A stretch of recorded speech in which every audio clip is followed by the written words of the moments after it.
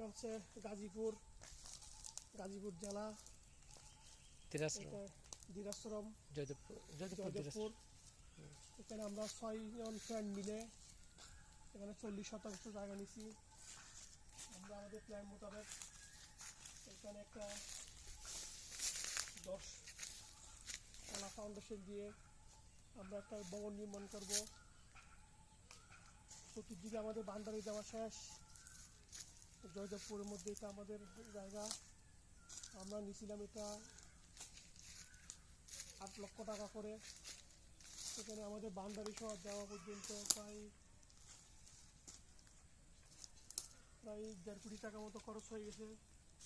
40% জায়গা, বিশাল একটা জায়গা। এখানে আমরা ইয়ারলি প্রতি বছর আমাদের প্রোগ্রাম করি, ফ্যামিলি প্রোগ্রাম, গেট টুগেদার। এই যে গাছে অনেক ফলন আসছে। এই যে এই ফলনগুলো অনেক মিষ্টি, পাখির গুঞ্জন শব্দ,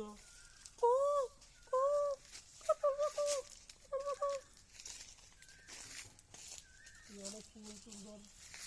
তারপর এখানে সফেদা গাছ, পেয়ারা গাছ,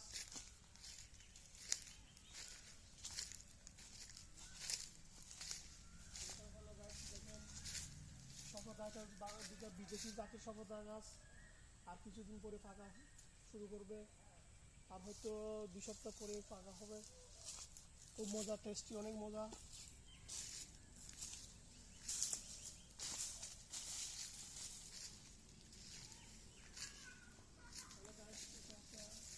বাগান বিলাস আমার স্বপ্নের লাল গোলাপ।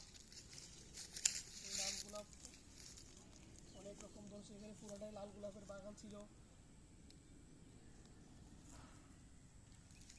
পুরোটাই লাল গোলাপের বাগান ছিল।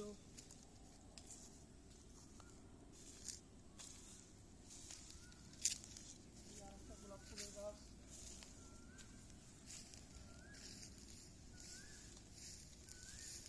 এটা রক্ত জবা ফুলের গাছ,